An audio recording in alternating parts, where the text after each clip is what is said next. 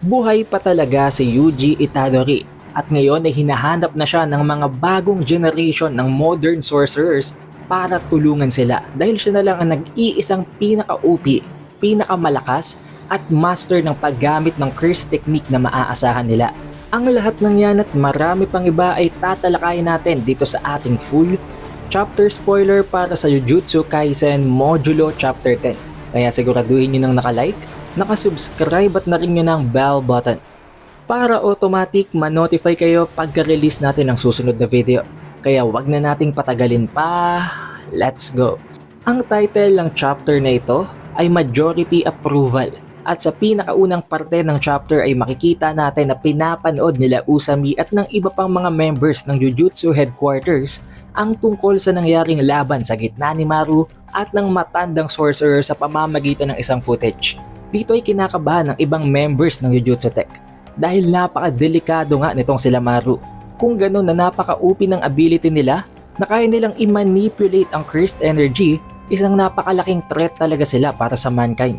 Pero pilit ding dinedepensahan nitong si Usami ang mga Simurians habang sinasabi na wala naman daw choice itong si Maru. Kung hindi daw kikilo si Maru, ang dalawang na-knockout na mga estudyante mula sa Jujutsu Tech ay pwede pang mapatay. Pero isiningit din ng isa sa mga members ng Jujutsu Tech na ito na kahit daw ganun, hindi daw ba after ng laban kontra sa matandang sorcerer ay pinagtangkaan din ni Maru na patayin at i-harm itong si Tsurugi at si Yuka. Na dahilan kung bakit, dito guys kinabahan itong si Mino. Dahil inutusan pala ni Usami si Mino na i-delete ang part na yon ng footage. It's just that hindi nila alam kung paano yung na-trace pa rin ng mga ito dahil ipinangako ni Mino, inassure naman niya talaga itong si Usami na na-delete daw talaga niya yun. Hindi niya lang alam kung paano pa yun na-retrieve ng mga taong ito. At sa pagpapatuloy ng pag-uusap nila, ipinasok na ng mga members na ito ng Jujutsu Tech ang argumento na magfo-fall daw ito sa Article 7 ng Jujutsu Regulations. Ito ay tinatawag nilang threat. At dahil doon, ipinasok naman nitong si Usami ang kanyang counter-argument na there is no violation daw under the Hakari provision. At kung iisipin nyo guys, nandito na nga ang pangalan ni Hakari. At ang tinutukoy pala tungkol sa Hakari provision is that dahil lang nga sa ginawa ni Hakari before na ang mga illegal gamblings sa pamamagitan ng duel sa gitna ng mga Jujutsu sorcerers or ng mga curse technique users, ginawa na din itong isang batas na kumbaga kapag daw may naglaban, may nag-engage into a duel na dalawang Jujutsu sorcerers as long as sila ay kinoconsider na nagtatrabaho para sa isang private sector, para sa isang private na contractor, mapoprotektahan sila nito mula sa Article 7 ng Jujutsu Regulations. At ang katotohanan, nag-provide pa dito si Usami ng lahat ng mga contracts ng tatlong yon. Hindi lamang ni Yuka, hindi lamang ni Tsurugi, kung hindi maging ni Maru pala. Gumawa na siya ng countermeasures, nagawa siya ng contract para ipa-appear na siya ang nagsilbing employer ng tatlong ito. Meaning, mako-cover talaga sila ng Hakari provisions. Isa ito sa mga bagay na hindi gaanong binibigyan ng pansin ng mga taong ito ng ibang members ng Jujutsu Tech. Pero bilib na bilib sila ngayon dito kay Usami dahil nagawa niya pa itong i-utilize. And since, pasok naman ito sa regulations, pasok ito sa batas, hindi na nila naidiin pa at hindi nila napilit na gumawa ng aksyon kontra kay Maru. Na dahilan kung bakit napatanong na naman ng isa sa mga members ng Jujutsu Tech na bakit daw ba pinipilit talagang ipagtanggol nitong si Usami ang mga Simurians. Na sinagot naman nitong si Usami na kung maglo-lookdown, kung bababaan nila ang tingin nila sa mga Simurians na para bang i-discriminate nila ito, dito magsisimula ang all-out war. Dahil sino daw ba ang gugustuhin pang mag-coexist kung gano'n na dinidiscriminate na nga sila?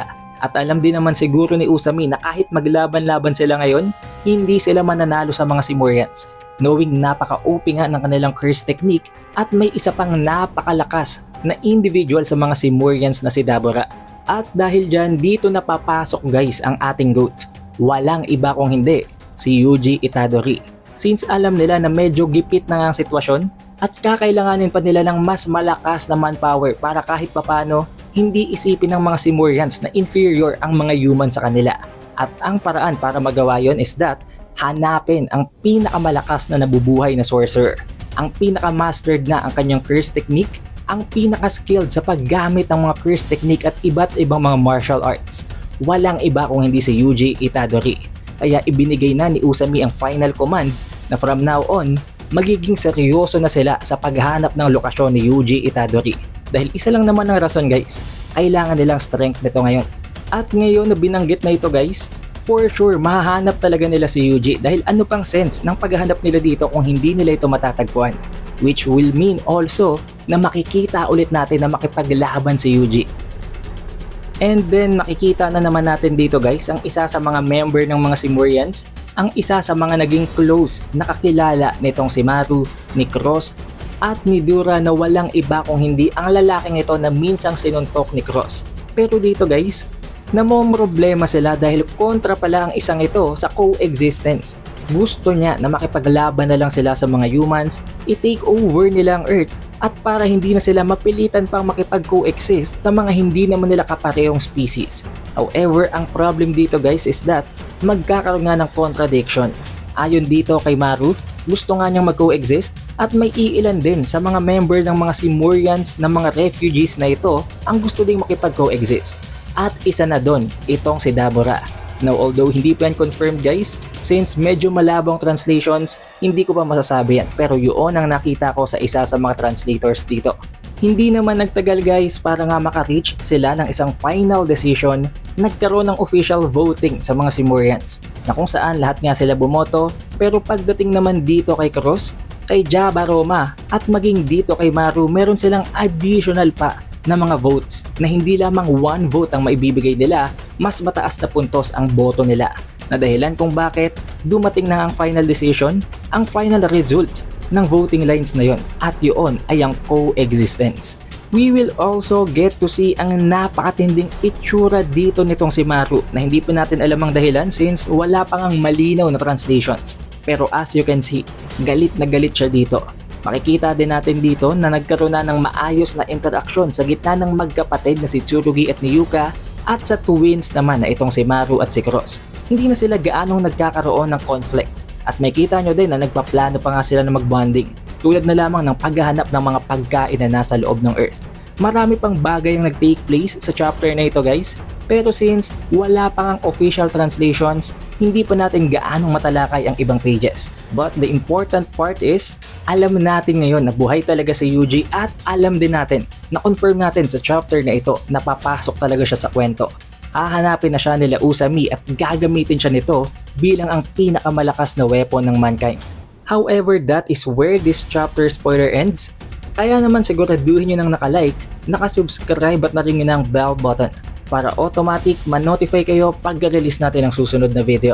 Also, we have an official Facebook page and official TikTok account. Kaya mag-like at mag-follow na din kayo sa ibang platforms na yon. It is The Updated Weeb and I will see you guys on the next one.